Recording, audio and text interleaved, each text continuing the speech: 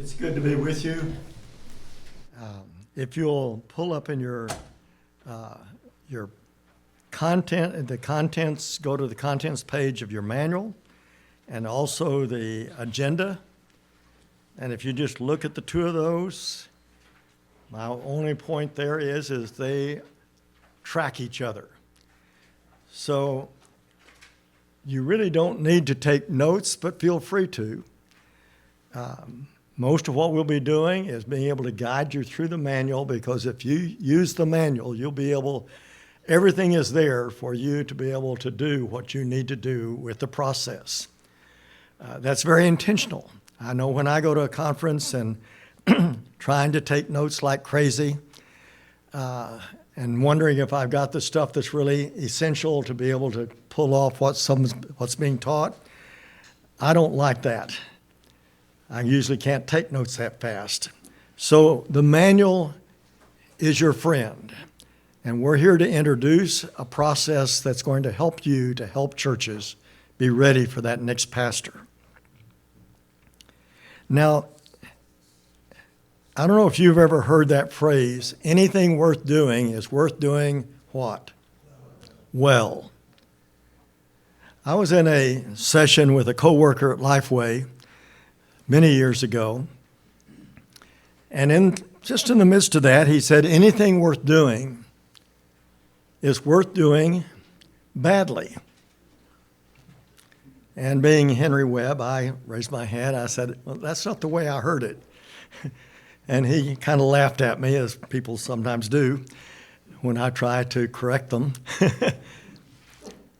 He said, I said it the way I meant it. Anything really worth doing is worth going through the badly stage. That was a teaching moment for me, because there's some things to this day I cannot do, because when I had the opportunity to be able to learn it, I was not willing to go through the badly stage. You probably can identify with in some ways.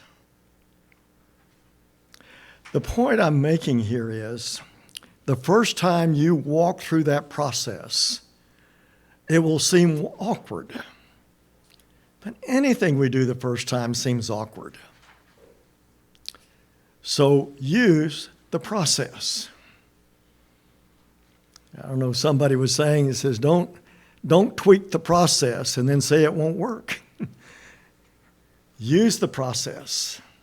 And you're going to find that in the future, if you've really used the process, you'll understand it enough that you'll put yourself into it, and there'll be some uniquenesses that you add to it. But the whole point of the process is to be able to guide people to be able to make decisions for themselves about how the church needs to change to be able to go to that next step with the next pastor. Go to page 9, 10, 11, and 12 in your manual. There are 3 case studies, and I'm going to divide the group into 3 groups. Number 1 group will be Highways and Hedges Baptist Church on page 10. Number 2 group will be Fortified Hills Baptist Church on page 11. And the 3rd group will be Sweet Song Baptist Church on page 12. These are fictitious churches, but will seem all too real. You'll recognize them in ones you've pastored or heard about. I'm going to have groups 1 and 2 in this room, and I think if one goes kind of back in that corner and the other in this corner, they won't interrupt too much to get around the tables. And then group 3 over here. All right? So what you're going to need to do is immediately volunteer someone to be your leader, and to have either that person or someone else to take notes and give a very brief report when I bring you back. I'll give you about 10 minutes maybe as much as 12 or 14 minutes to discuss. So move right on through, read the information, and then respond quickly to the questions. In some of the cases, the first question is probably not as important as the second and third question. So just look at that. So the best way to do this is just do a count. At the middle of page 13 again, it says change is usually external. Transition is internal. Transition is how we handle the changes, blah, blah, blah. And the transition often brings confusion, uncertainty, sometimes anger, oftentimes fear, or a sense of loss. And the deal about helping a church through transition is you can't rush it. It can't be microwaved. I helped a church in outside of Bowling Green, Kentucky, a few years ago think about getting a transitional pastor. And they didn't think they needed that. But the problem was their pastor of 12 years had died of cancer. Suddenly, fairly suddenly. And they just wanted to go out and get a preacher. And I tried to explain to them, you're not ready. You haven't grieved yet. You haven't honored this guy's 12 years. And they wouldn't listen to me. So they put a pulpit committee together. They went and got a guy and to come in who was a really good guy. But I warned him. I said, they're not ready. They haven't grieved yet. Well, he went and preached and got voted down badly. And it hurt him and it hurt the church. Well, they finally listened. And I had a guy that went in there and stayed about a year and got them ready. And the guy there is doing well. So, sometimes you just got to figure out, what the timing is. The period between pastors, and we're going to talk about this in some detail tomorrow, is a time, it's on page 14, is a time to help the church look at who they really are, define current reality. It's both who they are, where they are, and what adjustments do they need to make to be the church that God wants in that place. And so you can say things to them that will hopefully pave the way for the next guy. And you're going to do some downfield blocking. You're going to do some prep work that will give the new pastor an opportunity to get off to a good start. You're going to assess strengths and weaknesses. You're going to mend some broken fences. You're going to have to do some hand-holding, and you're going to try to get them to refocus on outwardly and not just inwardly. One of the things we'll look at tomorrow is who comes and who is there to reach. And I've not worked with a church yet except in Flower Mound, Texas, when I was doing consulting at Lifeway. It's the only church I've worked with that the community was older than the church. The church was very, very young, the people who attended. The average age was 32. The community was 48. Most churches, it's exactly the opposite. Most churches are much older than the community they're called to serve. That's part of the reality. And then how your ministries align with the mission. It's a good time for them to stop and take a look at themselves, ask the question, what's our business and how's business? Why are we doing this ministry? And is it reaching people with the gospel of Jesus? Is it impacting people with the Great Commission of go and make disciples? And if it's not doing it, why are we doing it? See, because what I look at, they can't fire me. You know, hello. I mean, I'm going in there to help them. I'm not worried about losing my job. I didn't have to have this job to do it. I'm going there to help.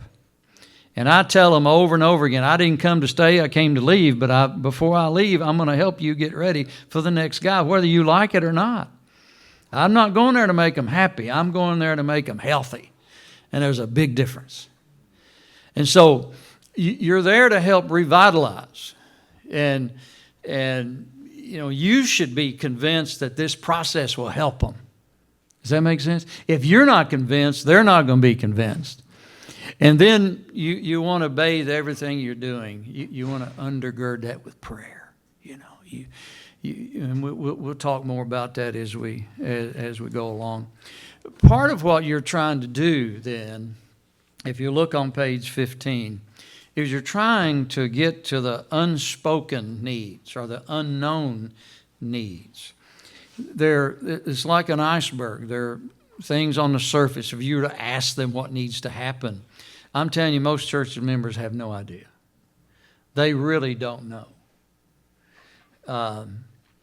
And so part of this is a process of discovering, helping them discover what they need to be doing and really what church is all about. Why does the church exist? And so you're trying to get these unexpressed needs, and you're trying to get to the unknown needs. And those are a little, you know, that's peeling the layers away, and that's why you can't do this quickly. You literally become the pastor. And as you become the pastor, then there's a level of trust. And they will know that you're there to help them. It says right there at the top of the paragraph, the church may call a transitional pastor to both preach and lead an ongoing ministries to guide the church through a spiritual, situational, and psychological changes of transition that end in calling a new pastor. That's what you're trying to do. You're trying to get below the waterline. Some of the options that churches have. So those of you that are AMSs, you're going to be asked, our pastor's leaving, what do we need to do? And those of you that are AMSs are going to have to decide, where is this church? Is this church just need an interim? Are they large enough that they can have someone on staff do the preaching and some of the leadership? Do they want to get a series of preachers to come in? Do they just need an interim? They're in pretty good shape. They don't really need to work a process. Some churches, the bigger churches, may bring in a consultant. But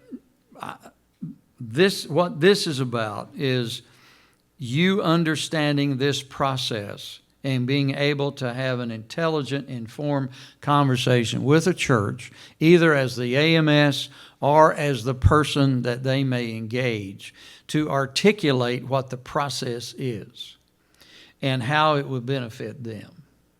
I've done this enough now that my reputation precedes me. When I'm recommended to a church, they know enough about me that when I go in and share with their search team or their personnel committee or their deacons or whomever, I have a track record of what's happened in that.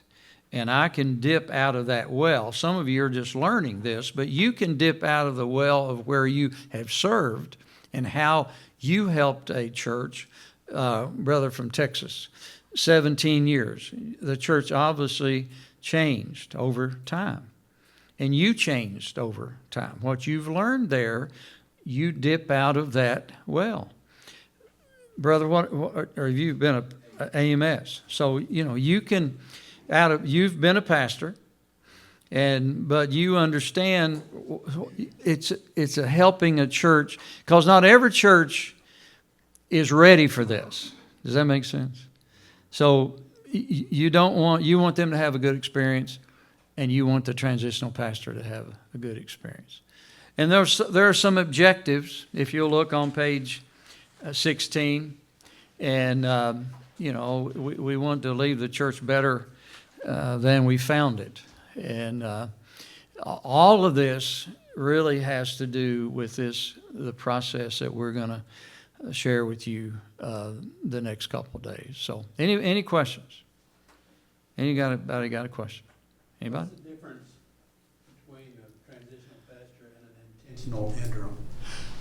Nothing really. The intentional interim has a little different process that Dale Huff and others have taught over the years. We've just coined this as to say what it is. The transitional pastor ministry is leading a church through transition.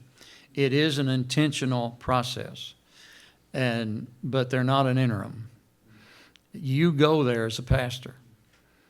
And I actually have them call me as pastor. And I tell them regularly, for this period of time, I am your pastor. And I'm going to lead this process. And so it isn't I'm just showing up to preach. It's an intentional process of helping the church get ready for the next guy. Okay? So Dan,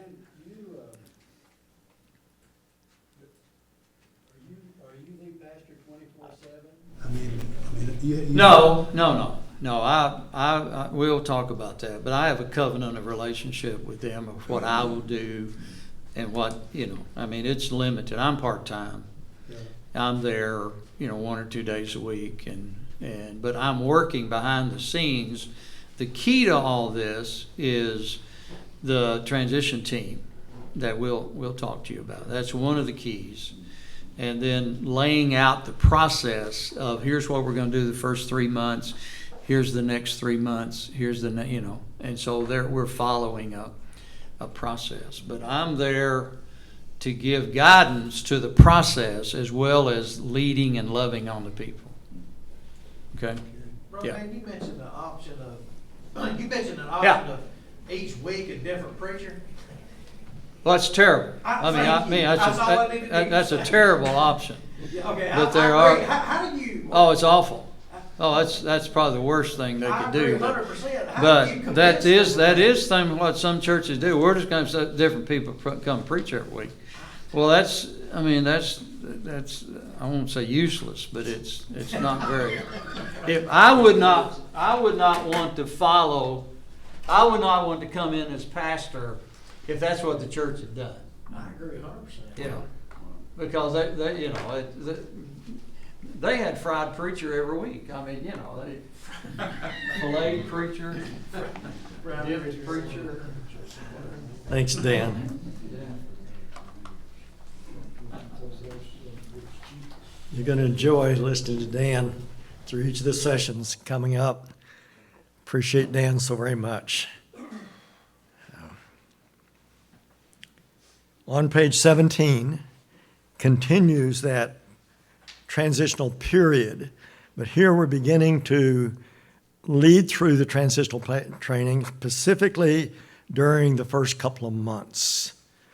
And so if you'll look on on pages 17 and 18, you really have the pattern through the book of finding, especially when you get to stages, the first page or page or two lists the specific actions of that particular part.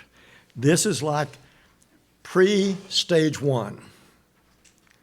And after we discuss that in just a little bit right now, then we're going to be talking about the transitional pastor and establishing the relationship, some things like that. And then we'll come back with stage 1, which is the memories, looking at the church's history, etc. So on page 17, during those first 8 weeks, some of this I'm just going to skim over. I'm going to focus on 2 or 3 items of these 8 items. Reading pages 82 to 84 early on for yourself. You're going to use that to get your transition team to read those pages and hand it out to them when you get to stage 2. But I think during your early stages, reading that, you're going to probably read it even before you're talking with the church. But putting that there helps you to understand that